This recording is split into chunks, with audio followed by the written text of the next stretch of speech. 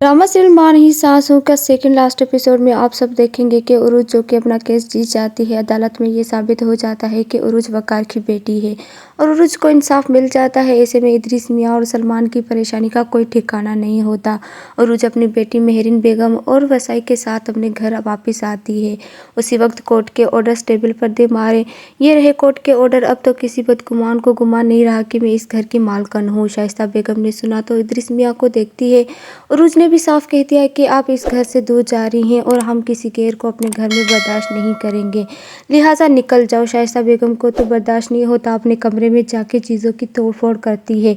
पागलपन के दौरे पड़ने लग जाते हैं कि मैं अपने घर से नहीं जाऊंगी। जबकि दूसरी जानिब नसीबा बेगम और मास्टर साहब तो बहुत परेशान हैं। उनके खर्चात तो बढ़ते चले जा रहे हैं। इन लोगों ने तो पैसे और दौलत के लिए इतना कुछ कर डाला तो वो घर से आसानी से नहीं निकलेंगे। अब ये तो उरुज की बेवकूफ़ी है कि खुद ही घर चली आई, उसको गार्ड रखने चाहिए थे।